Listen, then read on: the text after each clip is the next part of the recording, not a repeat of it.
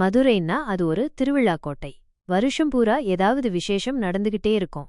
ஆனா அதுல ரொம்ப ரொம்ப முக்கியமானது சித்திரை திருவிழா. மீனாட்சி கல்யாணமும் அடுத்த நாள் நடக்கிற பெரிய தேரோட்டமும் அப்புறம் சித்ரா பௌர்ணமி அன்னைக்கு கள்ளழகர் வைகை ஆத்துல இறங்குறதும் மதுரக்காரங்க மனசுல எப்பவுமே பசுமையா இருக்கும். இது உங்கள் நிலவின் குரல். நான் உங்கள் யோகவி. கள்ளழகர் ஆத்துல இறங்குறது வருஷம் நடக்கிற விஷயம்தான்.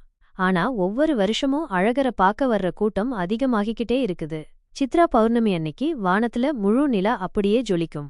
அழகர் மலையிலிருந்து மதுரைக்கு வந்து ஆத்துல எழுந்தருளி பக்தர்களுக்கு காட்சி கொடுத்துட்டு மண்டூக முனிவருக்கு சாப விமோசனம் கொடுத்துட்டு மறுபடியும் அழகர் மலைக்கு போற வரைக்கும் சாமி இன்னைக்கு எங்க இருக்குதுன்னு மதுரைக்கு வர்றவங்க எல்லாரும் கேட்டுக்கிட்டே இருப்பாங்க. அதுதான் இந்த திருவிழாவோட முக்கியமான விஷயமே. தன் தங்கச்சி ஸ்ரீமீனாட்சிக்கும் ஸ்ரீசுந்தரேஸ்வரருக்கும் கல்யாணம் நடக்கிறப்போ அந்த செய்தியை கேள்விப்பட்ட ஸ்ரீஅழகர் கள்ளழகர் கோலத்துல அந்த கல்யாணத்தை பார்க்க